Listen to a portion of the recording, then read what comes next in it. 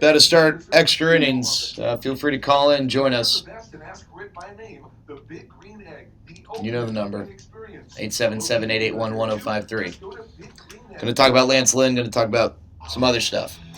Welcome to Rangers Extra Innings on the flagship 105.3 The Fan. Jared Sandler with you after the Rangers blanked the Rays 5-0. They improved to 10 games over 500. That's a season high.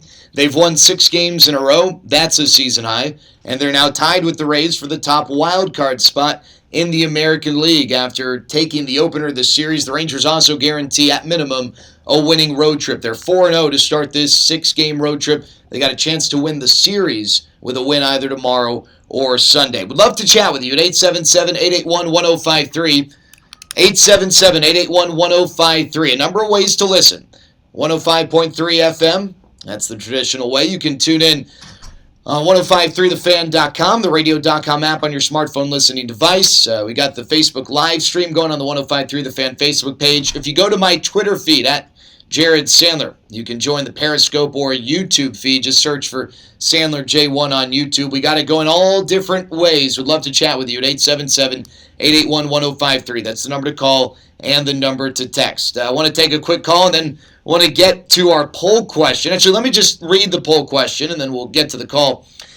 You can go to at Jared Sandler on Twitter to find the post-game poll. Who's the most important among the first-time Rangers? Now, I'm not including Jesse Chavez in this, and the reason I say first-time Rangers is Twitter only allows you to do 4 options, so I had to find a way to limit it to 4 options. So Jesse Chavez, not a first-time Ranger, though he was an off-season acquisition. First-time Rangers, Sean Kelly, Lance Lynn, Hunter Pence, Danny Santana. Who's most important? All 4 of them have votes so far. At Jared Sandler on Twitter to vote. We can discuss that maybe coming up. But right now, I want to get to the phones. We got Adam in Waco joining us here on Rangers Extra Innings. Hey, Adam. Hey, Jared, how you doing? I'm great, man. What do you got for us? Hey, I wanted to get your take on what do you think the percentages of Chris Woodward being AL Manager of the Year? I know Rocco Baldelli up in Minnesota probably has that award already wrapped up, so I just wanted to get your take on it. Yeah, and I appreciate the call, Adam. I would say right now Rocco Baldelli is the front runner just because they're 24 games over 500 and running away with the Central. They right now have the most wins in the American League, tied with the Yankees, and second most wins in the majors. So I'd say that right now Rocco Baldelli is the favorite. But, things can change, and Chris Woodward's definitely in the conversation, no doubt about it. And I'd say that just kind of cruising through the American League, Chris Woodward would be the runner-up. If Rocco Baldelli won, I got to believe that if the season ended today, Chris Woodward would be runner-up in that conversation. 877-881-1053, 877-881-1053. I will say this, speaking to Woody and what he's done, and it's not just Woody, it's the staff as well. There's no way to truly quantify this, but one of the points of emphasis, not just by this coaching staff, but by the front office and the organization, was utilizing analytics in an effective way to help these guys get better. That is in part developing the systems and putting these brilliant minds in a room to try and get the most out of these numbers and not just stare at matrices of numbers, but to look at it and be able to translate it and to be able to put it in terms that will allow these players to get better. And then the second step to that is communicating it effectively to players in a way that it helps them get better. And I really think that if you look at all the guys on this team who are either doing things they've never done before. Lance Lynn's got the best strikeout rate of his career and is really on pace to have possibly the best season of his career, or guys who are in general performing better than they ever have. Danny Santana. Hunter Pence is en route to having the best year of his career. Shin-Soo Choo's definitely having the best year he's had as a Ranger. Joey Gallo, best year of his career. Nomar Mazara, best year of his career. Logan Forsythe, a bit of a resurrection, possibly, even though he's not necessarily an everyday player, in some ways having the best year of his career, putting up numbers from a rate standpoint that are better than he's ever demonstrated throughout his career. I just can't in my head think that it's just a coincidence. Jesse Chavez having the year he's having. We talked about Lance Lynn. Adrian Sampson, Ariel Jurado taking steps forward. It's not a coincidence. I think that first and foremost, it's a credit to the players. I will always say that. The credit and blame always starts with the players.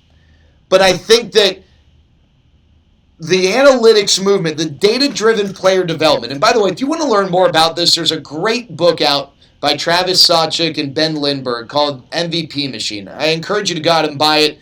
Take a read there. You'll learn a lot about what is going on, what is taking over Major League Baseball organizations from a development standpoint, how they are now going about developing players, using information.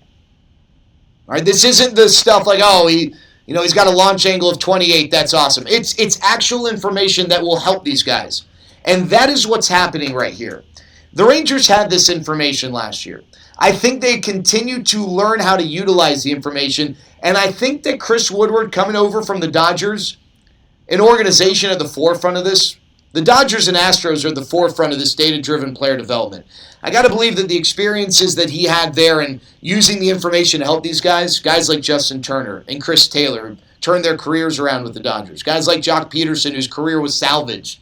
Looked like he was just a failed prospect, but now he's a really good player. Cody Bellinger, who knows what sort of an impact this has had on Cody Bellinger. But the experiences of Chris Woodward with the Dodgers are being carried over here, and the rest of his staff certainly contributing. But I think that it's a big part of it. When you're kind of looking as to why are all these guys performing so well? Oh, credit these guys. They've worked their tails off. But I think the analytics part of it is a big part of it as well. 877-881-1053, 877-881-1053. And Drawn asking, why is it working for Rugi? Well, again, it's not foolproof. If it was foolproof, then everybody would be better every single year. It's not going to have a 100% success rate. And again, some of it's on the player. Rugi has yet to show that he can consistently lay off of tough pitches. And here's the thing, too. If it was that easy, then we all would be doing it, right? Every minor leaguer with a lot of potential would be in the majors thriving. The player is a big part of this. The player will always be the biggest part of this. And Rugi's issue is that he has yet to consistently demonstrate he can lay off bad pitches. He has all the information. He's got the numbers. He's got the data. You still have to go out and do it. So that's why. 877-881-1053, 877-881-1053. Want to get to Lance Lynn? We'll do that in a second. Let's go to Grayson in Southlake joining us here on Rangers Extra Innings. Hey, Grayson. Hi, Jared. I have two questions for you. One, with Joey Gallo not making the starting lineup for the All-Star game, despite his resume speaks for itself, he deserves to be there. Do you think that the fan voting system benefits even the Red Sox and the Cubs, wildly popular teams?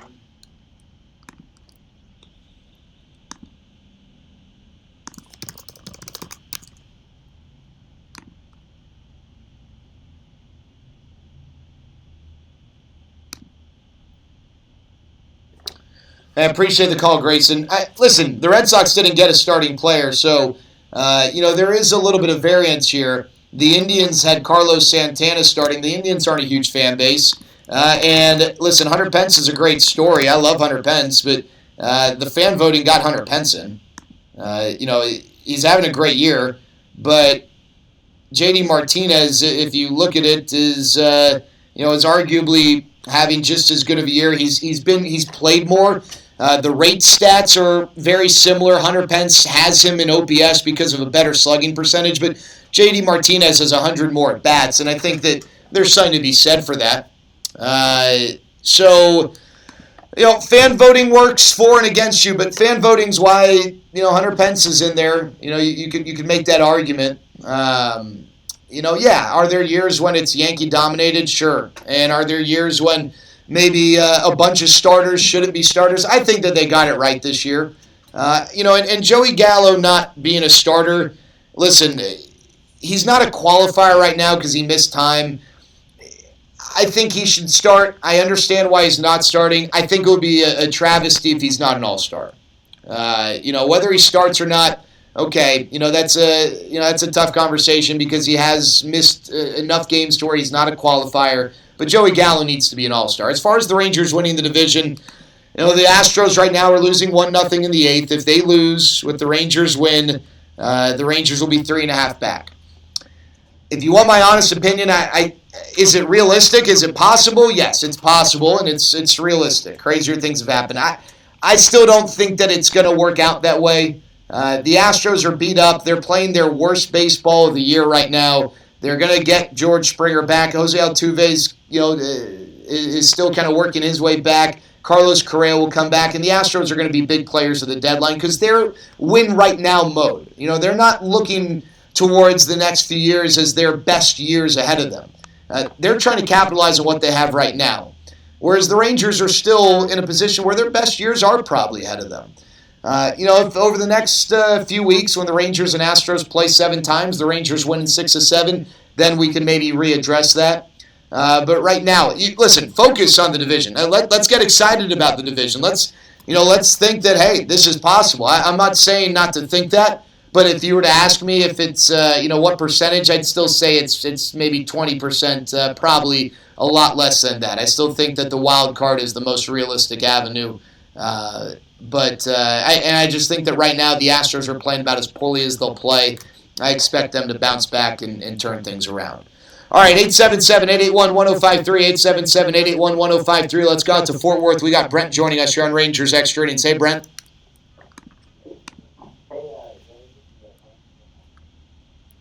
Hey, I just, with Woodward, what do you think he's really brought different from Bannister? And that's my first question. And what do you expect from this season? Is really going after the wild card really beneficial? Well, as opposed to trying to, I think maybe Brent's asking going after the wild card and pushing your chips in the middle to do that. No, it's not. But they don't need to do that to go for the wild card. Just because they don't sell out for rentals doesn't mean they can't compete for the wild card. I guess the big question is with Mike Minor, what to do with Mike Minor. And yeah, if it's a matter of keeping Mike Minor, I think it's a great experience for a team to make that run, and who knows what will happen. I don't think it's worth giving up prospects. I think you can maybe justify not acquiring prospects, if that makes sense. Now, if a team's going to blow the Rangers away, then you got to do it. And maybe Lance Lynn pitching the way he's pitching allows the Rangers that ability. I'm not sure what deals are going to be out there for Mike Minor, and I don't mean to say that in a way where I think that they're not going to get offered a lot. I think there will be some really appealing deals. I have no idea what those deals are, what they'll be. I don't know what the market's going to be like because I don't know how many of these controllable pitchers will be made available with realistic asking prices. Matt Boyd will likely be made available, but I keep hearing that the Tigers are asking for the house, the land, and the airspace above it. And, maybe a team doesn't bite on that if it's not a realistic asking price. So that obviously impacts the market. But the Rangers, I'm going to tell you this. I don't care if the Rangers win 10 of their next 12 games. They're not going to sell out for a rental. They're not. They can win their next 20 games. They're not going to sell out for a rental. What the next 3 weeks will determine is whether or not the Rangers add a depth starter. And that guy might be a rental, but a rental depth starter costs nothing. Maybe a player to be named later or a step above that. Same with a reliever. But I don't see the Rangers parting ways with a top 15 or even a top 20 prospect for a rental. I just don't see that happening. Now, for a controllable piece, very possible. It's very possible that they could do that. But for a rental, I don't see it. I don't think that their philosophy will change. The big question is what to do with Mike Minor. And if the Rangers are in this position where they're within 2, maybe 3 games of the wild card spot, I think it'd be tough to make that deal unless you get blown away. Maybe they will get blown away. And you know what? If they do, there are going to be people on one side of the fence of this fan base saying, I get it, I understand. The best years are ahead. And then there are going to be people on the other side wondering, why the heck that move was made. I'll say this. To Brent's question, the best years are ahead, and that shouldn't be forgotten. But there is value to a team putting forth a season like this, getting some of these guys the experience of fighting for a playoff spot, getting in the playoffs. You never know. I'm not saying that you never know this team could make it to the World Series. I don't think they got the guns for that yet. But who knows? I do think there's value in that. I think there's value from a growth standpoint in that. Again, if the Braves are going to call and give me 3 of their top 5 prospects for Mike Minor, I gotta do that. I have to. I think, right? But I just don't know what deals are going to be out there. 877-881-1053. We got calls coming in. 877-881-1053. We'd love to chat with you tonight. Corey Majors is going to join me here in a few minutes. I just want to quickly share some thoughts on Lance Lynn. All right, his last 12 starts, his ERA is just barely above 3. He's striking out 10.5 per 9 over that stretch, averaging about 7 innings per start. He's been outstanding over his last 12 starts. A little bit of a rocky start to the season. He's been really good since. I think what I love about Lance Lynn, what I've learned to love, and I didn't know this. I knew Lance Lynn was a fastball-heavy guy. What I didn't realize is how much he really can vary what he brings. In the last couple of starts, he's thrown a lot of curveballs, at least a lot more than he's thrown relative to other starts this year. Tonight, it was the sinker. He's had nights where it's the changeup. I tweet this stat. I've been tweeting it every time Lance has started for his last 5 or 6 starts. His four-seam fastball percentage by start. It ranges from as low as 33% to as high as 68%, with a lot in between. Typically, pitchers don't have that big of a variance in their top pitch. That's the pitch he throws the most. Maybe it's give or take 10% window start to start with an outlier here or an outlier there. Lance Lynn's variance is very wide, and I think that speaks to his ability to adjust start to start based on the matchup. The other thing, not only does this guy go deep, we've talked about it, 15 starts, 100-plus pitches this year, 12 straight, 6 or more innings, but the stuff doesn't fleet as he gets deeper and deeper into the starts. The velocity's there in inning 8 just as it was there in inning 1. And that to me is really impressive. All right, Christian in Fort Worth joining us here on Rangers Extra Innings. Before we go to break, what's up, Christian? Yeah, so I just want to start off, huge fan of the band. Appreciate it, Christian. One thing that was brought up about a week ago while I was listening to the band after Sandler number got retired, the remarks were brought up about Michael Young's number not being retired. You just said that you didn't think that it was going to happen. With it now happening, I want to know your opinions on it. I never said that I didn't think it would happen. I said I thought it would happen next year.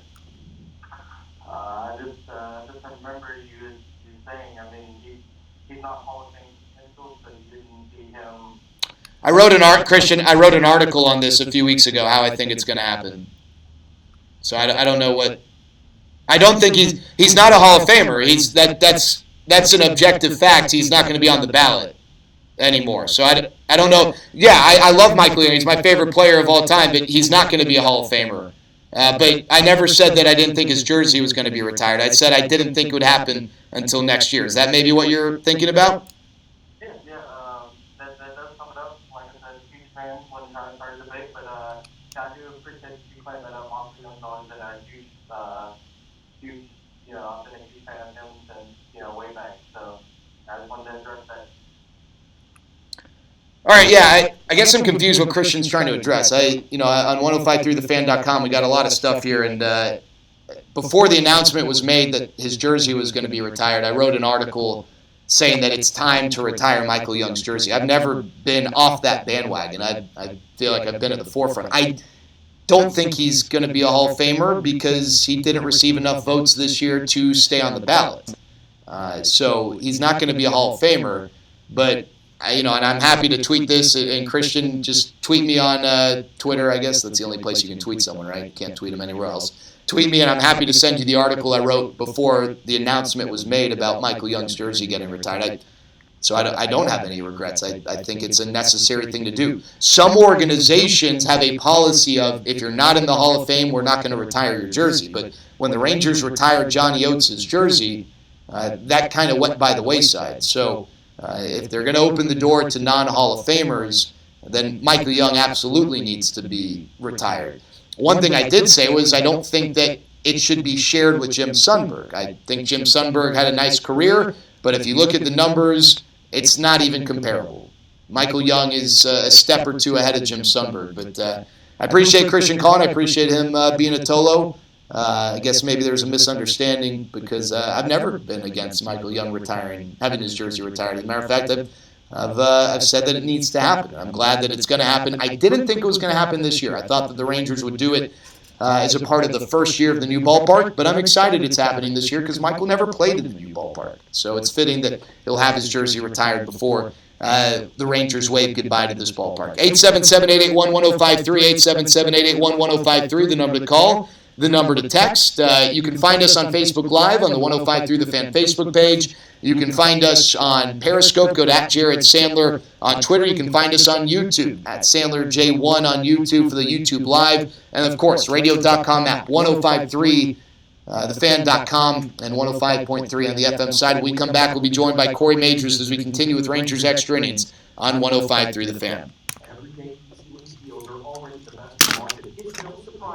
Why do people always try and twist what I have to say? I never once said Michael Young shouldn't have his jersey retired. Never!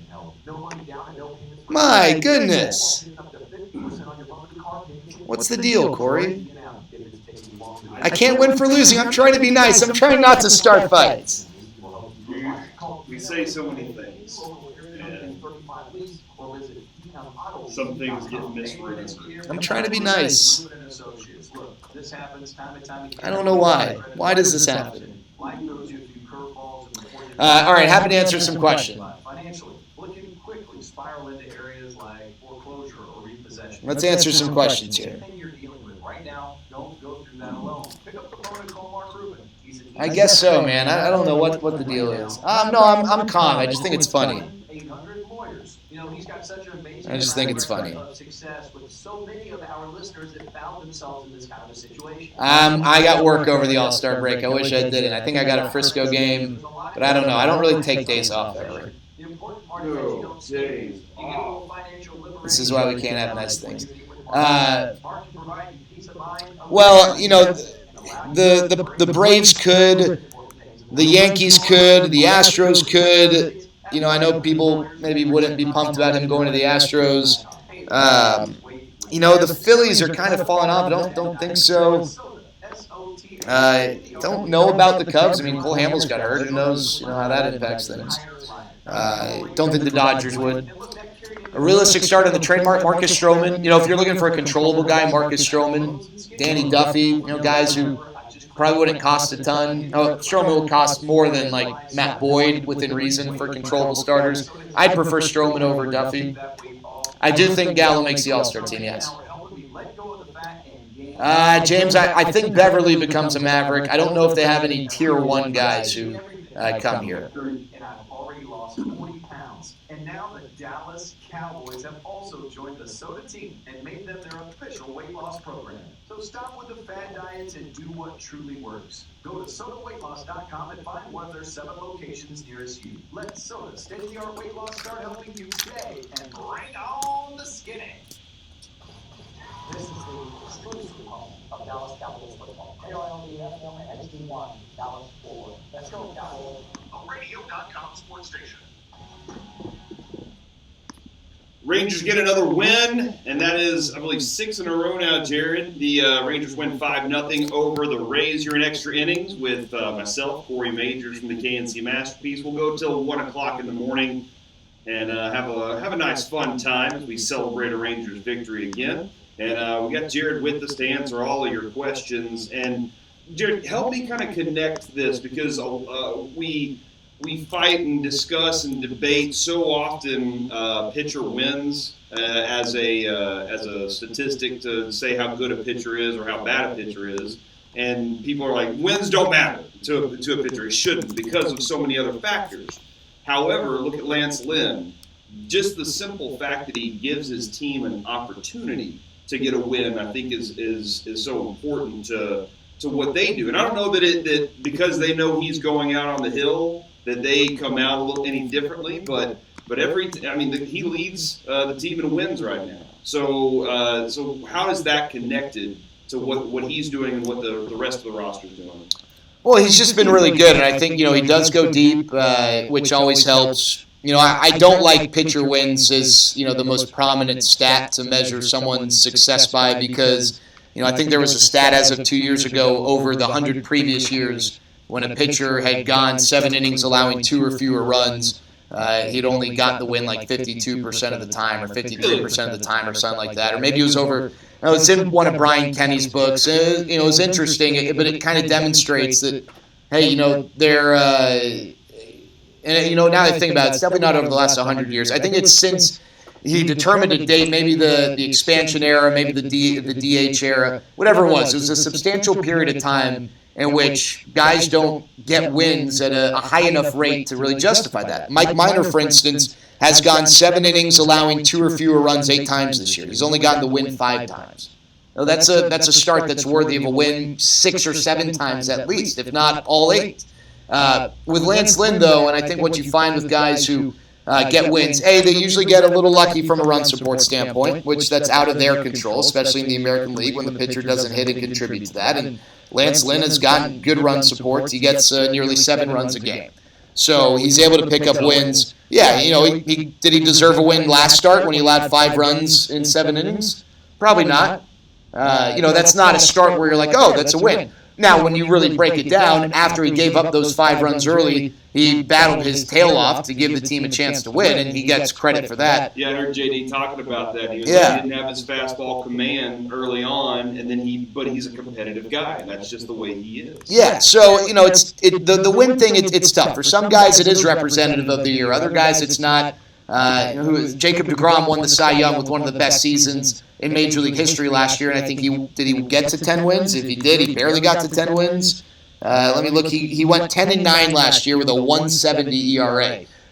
And he went deep into games. But with Lance Lynn, he's pitched well. He's got some good fortune and some run support. I'd love to see the number of 1-1, 2-1, 1-0 losses Randy Johnson had in his career, because I always felt like he was going deep into games and kept the score low, and his team could just never put it together for him to get that win. I can get you an answer. Are you serious about that? Get you an answer about 30 seconds. Jared's going to look that up for me and see exactly what he can get. All right, so the other thing, too, though, is we had a wacky third inning tonight where Elvis got thrown out on what appeared to be, I'm going to take an extra base here or try and trick you, just try and see what's going on. I thought you threw the ball back and I'm taking off. I don't know exactly what he was trying to do, but he got thrown out. But then they throw it to center field. The pitcher jumps the ball out to center field a few plays later on a Joey Gallo grounder, in which he legged out to first base. And Mazzara ends up getting an opportunity to score there, and that's just adding extra runs. That was a really weird inning. The next inning, though, I believe it was the next inning, Rougned Odor trying to get an inside-the-park home run. And I love the aggressive nature of the runner. Are you okay getting the third out in an inning whenever you're trying to get an inside-the-park home run? Absolutely. And that decision, too, that's Tony Beasley's decision because the base runner doesn't really have the ability to make that decision with where his head is and where the ball is. But I don't fault the decision at all. There are 2 outs, like you said, and the guy coming up next, I know Ronald Guzman has hit well, but he's not a high batting average guy. And Yanni Chirinos, even though he gave up the double to Guzzi earlier, has dominated lefties this year. So you play the numbers, chances are not in a left-handed hitter's favor. And that, by the way, that inside-the-park home run, Ferrugi could have very well been an out. It was misplayed by Tommy Pham. But lefty's hitting under 200 against him. So you force the Rays to make a perfect throw, a perfect relay, perfect initial throw, and they did. They did. So, credit. He got to the ball before it got to the wall. I mean, there were lots of things that factored in there. So I have zero issue with that, especially when you consider the score. It's 4-0 to make Guzzi's the man, and Guzzi was going to get a hit. Oh, maybe they pitch around Guzzi. Jeff Mathis is up next. That's a low percentage right there. So no issue with the fact that Rugi was sent home there. Man, I'm just going to say that with Beasley, he just got excited. And he was like, yeah, let's do this, baby, because you get that opportunity, man. May or may not do. I do feel like there are some Rangers fans who've been with this thing this season, kind of all the way, kind of going back and forth with what their expectations were. And now they're kind of getting to a point where they're a little afraid that the Rangers might sell their opportunity to get into a playoff. And that's kind of what I'm hearing and starting to feel is they don't want to get rid of anything. Now it's okay. How can we collect? And if the Rangers were to get that big time offer for one of these pitchers, be it Lance Lynn or be it Mike Minor, if they were to get that offer, and how could they not do it to make the future of the club better? But at the same time, well, are you sacrificing a playoff for this season? And I think that's really tough for fans to accept. Yeah, it's a tough it's a tough balance. And listen, this is why John Daniels is getting paid to make these decisions, and we're not. It's a really tough decision to make, and he's going to get offers that are intriguing for Mike Minor. And if the Rangers go and win 20 in a row, then that's probably an easy decision. If the Rangers lose 20 in a row, then it's an easy decision. I think it's not just the amount of games that the Rangers are either ahead or back in the wild card. How many teams are in the mix? If the Rangers are 4 back with 3 teams between them and that second spot, then I think you gotta, if you got a good deal for Mike Minor, you got to pull the trigger. If they're 3 games back with no teams between them and the second spot, that's a way different situation. The amount of teams when you get late in the year become almost as significant as the amount of games. But the good thing is, as far as more clarity on what to do, the Rangers can wait. They can wait a month, really. I mean, it's January or June 28th. Maybe there's some offers that come across in a few weeks, and the offers are, hey, take it now or they're off the table. But the reality is deadlines make deals, and the last 48 hours things will heat up, and we'll see where the Rangers are. But I do think that if the Rangers are in this position where they're tied for a wild card spot or within a game, I don't think they're going to move Mike Minor unless they get absolutely blown away with a Mark Teixeira to the Braves type of return. So that you think that's JD's mindset is, hey, if we have a chance to be there, we want to be there. That's first goal. I guess that's No, I how he power ranks the goals of what he wants. I think what makes it complicated is this, and I could be wrong, but I was talking to someone about this, and if Joe Madden was this team's manager, an established manager who'd been around for a few years, I think it's a little different. But you did an about-face with the organization this offseason. You brought in a new manager. Not only is it his first year managing the Rangers, first year managing period. He has asked X, Y, and Z of these players. And these players have given him X, Y, and Z and then some. I think because of that, it would be tough to then... I think you'd almost be cutting the legs out, perhaps, if you, on July 30th, July 31st, are winning one of the 2 wildcard spots or within a game or 2. And then took yourself out of that position. Or took out, your best pitcher. Now, maybe they look at it as, the Twins a few years ago made the playoffs in 2017 as a wild card while selling. They did a little bit of buying, but they sold. They sold off Brandon Kinsler. I think they sold off, I forget who it was off the top of my head. They sold off one of their top starters. And they still made the playoffs. And they kind of rallied together in spite of what was going on. Now, Paul Molitor was the manager at the time. It wasn't his first year, so I don't know how much that impacts things. But it is interesting. I'm incredibly fascinated by what moves the Rangers will or will not make. And here's the unfortunate part: we'll never know what deals are offered, what discussions are. We just don't know. If no deal is made for Mike Minor, we'll never know what the best deal was. Now, if a deal is made, we will know what that deal was. We won't know what the other deals were. And then be able to compare, was it worth it, and all those things. So I think, and it doesn't work for this format. It doesn't work for Sports Talk. It doesn't work for the post-game show. But the reality is, to truly assess that decision, if the Rangers do not trade Mike Minor, we'll need to know what offers there were on the table. But we're not going to have that luxury, so we're going to have to, have those discussions. And it's tough, but it's the reality. Just hope the best for Woody, everybody. All right, a couple of other things before we get going here, Jared. What's going on with this funk with the Astros? And how close do you think the Rangers can get before maybe settling back or maybe taking over? Listen, I've been at the forefront of let's go ahead and win the West. I've been pushing this for a while now. I think we were 9 games back when I started this, and here we are. It might be 4.5 games back tonight, or 5.5, and they're tied up 1-1 in the bottom of the 9th right now with Seattle. So what's the weird thing that's happening with this club? They've had this kind of a trend downwards for Houston. Well, I think injuries are a big part of that. And, every team goes through rough stretches. The Astros, if they win tonight, are still going to be over 500 for the month of June. So I guess it depends on how much you want to stretch out that sample size. Gotcha. But, listen, they have not been playing well right now. I mean, they're scoring one run against, Tommy Malone, who's somehow, and listen, I love Tommy. I went to USC with him. This is a buddy of mine, and I'm saying this. He should not be holding the Astros to one run. He shouldn't be. And as a matter of fact, he didn't give up a single run. I think they had gone to the bullpen. So they're going to get Carlos Correa back. Jose Altuve's just come back. George Springer coming back. And the Astros are in a position where there's no debate. They are going to be big buyers. And they have a future, but they also have a now where they are legitimately, if not the favorites to come out of the AL, second in line.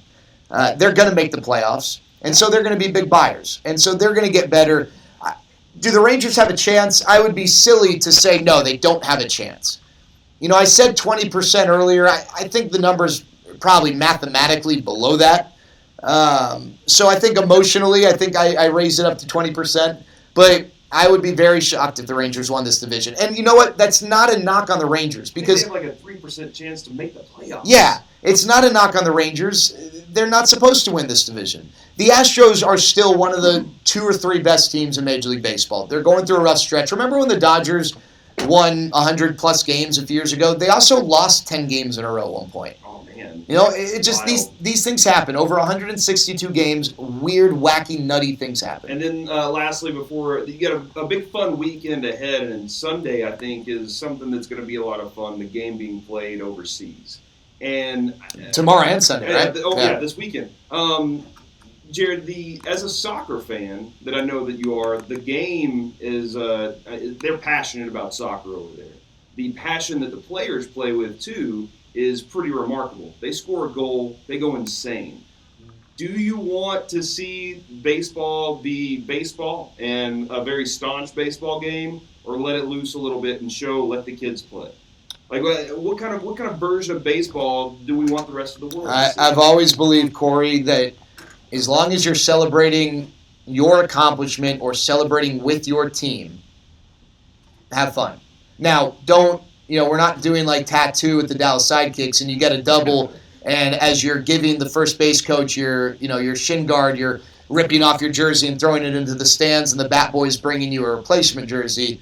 But don't show up the other team. If you hit a home run, if you want to look in their dugout, then you're asking for it. But I'd say this. I thought Madison Bumgarner made a great point, and I typically have not agreed with him on these things. He said after the Max Muncy, if you don't want me to stare, go chase the ball in the ocean or whatever he said, we want these kids to be themselves. Well, why can't I be me? And for Madison Bumgarner, that's being a red ass. Mm-hmm. And so, I think hitters have to be prepared. Hey, if in the second inning there's a big strikeout with 2 on to end the inning, and I'm going to fist pump and scream. And I'm not going to scream at you, but I'm going to pump myself up. Mm-hmm. Or I'm going to look in my dugout, yeah, whatever. You better be ready for that too. So it's got to be both sides. And I'm okay with that. I'm okay with the passion. I'm okay with the emotion. But it's both sides. You got to be prepared for it to be both sides. And as long as I'm celebrating with myself or my teammates, that's cool. Yeah, take that, Dennis Eckersley. All right, thanks, Jared, for hanging out with us tonight. We will get back with you on Monday, good sir. Hope you have a great weekend. All right, Corey, be well. There he goes, Jared Sandler doing the good Lord's work right there, making sure that you're getting your baseball discussions in. And coming up next, we're going to go ahead and do some fan front page. Go look at 1053thefan.com right now and get prepared for this segment because we're going through all the headlines next on the Fan. All right, y'all. Have a great night. Thanks so much. Appreciate y'all hanging out with us. Thanks, y'all.